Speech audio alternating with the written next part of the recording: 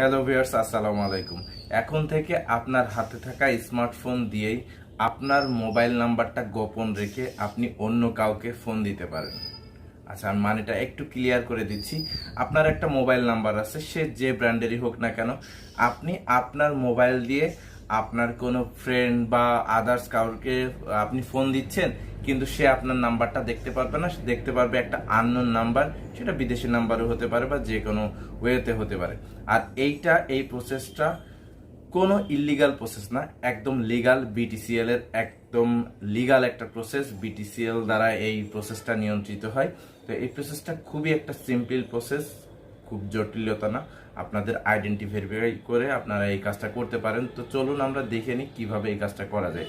তো প্রথমত আপনারা আপনাদের মোবাইল ফোনের প্লে স্টোরে চলে যাবেন। প্লে স্টোরে যে ছোট্ট একটা অ্যাপস ইনস্টল করবেন, ওখান থেকে সার্চ অপশনে ক্লিক করে লিখবেন ALAAP আলাপ। আলাপ লিখে জাস্ট আপনারা একটু সার্চ দিবেন।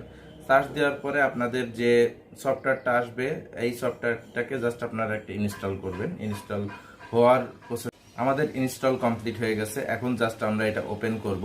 এর কিছু সেটিংসটা আমি আপনাদেরকে দেখিয়ে দিচ্ছি, আর এই সেটিংসটা আপনারা একটু ভালো করে খেয়াল করে দেখবেন।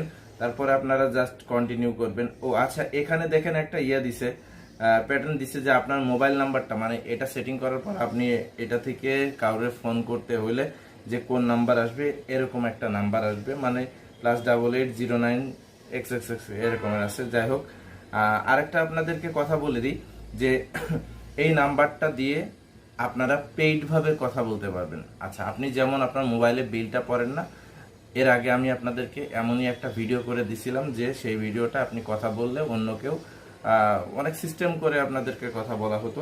তো আজকের এই বিষয়টা একদম লিগাল, যেহেতু বিটিসিএল এরই একটা কোম্পানি, সেহেতু আমি যাই কন্টিনিউ করি। তারপর এখানে একটা মোবাইল নাম্বার দিব। আপনার মোবাইল নাম্বারটা এখানে বসিয়ে দিবেন। যে নাম্বার থেকে আপনি এই কলটা করবেন, জাস্ট সেই নাম্বারের মোবাইল নাম্বারটা এখানে বসিয়ে দেবেন। এখানে টার্মস অ্যান্ড কন্ডিশন দিয়ে ওকে দিবেন। ওকে দেওয়ার পরে সময় নিচ্ছে, এখান থেকে একটা ভেরিফিকেশন কোড আসবে, সেটা অ্যালাউ করে দিবেন। তাহলে ভেরিফিকেশন কোডটা চলে আসবে। আচ্ছা, এরপরে আসছে টেক ফটো অফ এনআইডি। আচ্ছা, আপনারা টেক ফটো এনআইডির এটাই ক্লিক করবেন। ক্লিক করবেন, নেক্সটে ক্লিক করবেন এনআইডির জন্য। তারপরে যে ক্যামেরা যে অপশনটা আছে, এই ক্যামেরার অপশন দুইটাই ক্লিক করতে হবে, ফ্রন্ট পার্ট এবং ব্যাক পার্ট। তো আমি ক্লিক করলাম, অ্যালাউ দিয়ে দিলাম। ওকে, অ্যালাউ দিয়ে দিচ্ছি। আচ্ছা, এরপরে আমার এই এনআইডি কার্ডটা আমি জাস্ট ক্যাপচার করব। এই এনআইডি কার্ডটা তুলে দিলাম, এরপরে সাবমিট করে দিলাম। নিচেই দেখবেন যে এনআইডি কার্ডের পুরো নাম্বারটা উঠে গেছে। আচ্ছা, এরপরে আমরা ব্যাক পার্টটা একটু ছবি তুলে দিতে হবে। এরপরে আপনারা সাবমিট করে দিয়ে জাস্ট নেক্সটে ক্লিক করবেন। নেক্সটে ক্লিক করবেন, দেখবেন যে সমস্ত ডকুমেন্টস, আপনার এনআইডি কার্ড, নাম, বাবার নাম, মার নাম, জন্ম তারিখ, ইচ অ্যান্ড এভরিথিং সব কিছু উঠে গেছে। এই কার্ড থেকে সব কিছু ওরা রিড করে নিছে। এরপরে যেয়ে জাস্ট আপনার একটা ছবি তুলতে হবে। এখানে ক্লিক করে আপনার একটা ছবি তুলে নিতে হবে। ছবি তোলা শেষ, এখন আমি জাস্ট সাবমিট করে দেবেন। তারপরে নেক্সটে ক্লিক করবেন। নেক্সটে ক্লিক করার পরে আপনার এটা একদম ভেরিফাই হয়ে যাচ্ছে। আচ্ছা, আপনার এটা ভেরিফাই হয়ে গেল, দেখুন অ্যালাউতে ক্লিক করে দেবেন।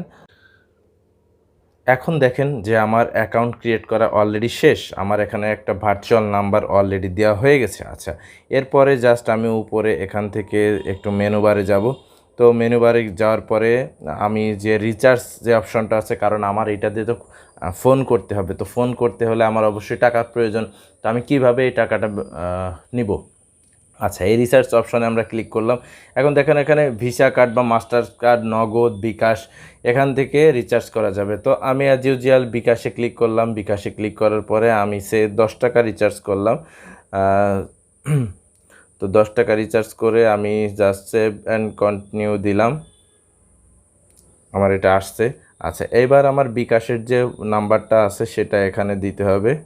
তো আমি বিকাশের নাম্বারটাও দিয়ে জাস্ট কনফার্ম করে দিলাম। এটা আপনারা যারা সাধারণত অনলাইন পেমেন্ট করেন তারা সবাই মূলত পারেন, যে বিকাশের নাম্বার দিয়ে একটা ভেরিফিকেশন কোড আছে,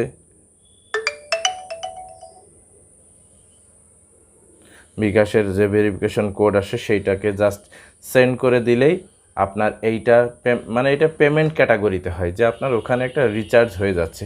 তো আমাদের এখন এক এক করে যাই হোক ওটিপি দিতে হবে, তারপর পিন নাম্বার দিতে হবে, এভাবে দিয়ে বিকাশের এই কাজটা সম্পূর্ণ করতে হয়। আমি 10 টাকা যেহেতু রিচার্জ করছি, আমি এখান থেকে আপনাদের একটা কল করে তারপর আপনাদেরকে সিওরিটি দেখাবো যে কিভাবে এটা আসলেই কাজ করে।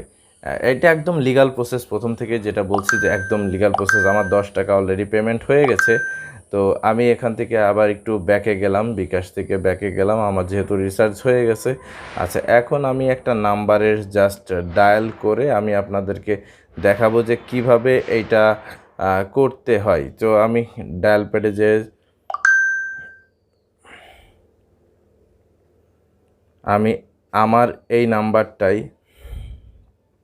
যেহেতু পেইড কল করব সেহেতু আমরা এখানে যে পেইড অপশনে ক্লিক করব।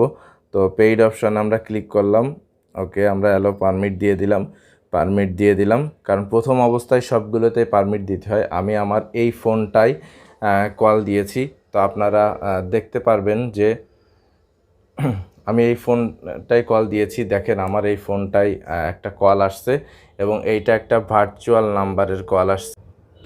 যাই হোক, এটা এভাবেই কাজ করলে ভার্চুয়াল নাম্বার হবে। আমি কলটা কেটে দিই।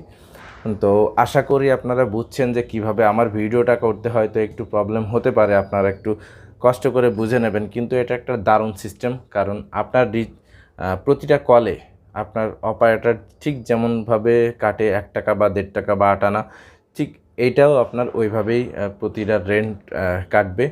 আর আশা করব যে ভিডিওটা আপনারা একটু কষ্ট করে হলে বুঝে নেবেন এবং যাদের স্পেসিফিক প্রয়োজন থাকে বা যারা ব্যবসা করেন, অনেক সময় আপনারা হয় কি নিজের নাম্বার থেকে ফোন না করে অন্য নাম্বার থেকে ফোন করে তাদের সাথে কথা বলতে চান, এই ধরনের প্রবলেমে যারা ফেস করেন তারা আশা করি এই সফটওয়্যারটা ব্যবহার করবেন, তাহলে আপনাদের অনেক ভালো ফলাফল, মানে ভালো যে কোনো একটা কিছু হবে। তো আজ এ পর্যন্তই, পরবর্তীতে নতুন আর একটা কোনো ভিডিও নিয়ে আপনাদের মধ্যে হাজির হব।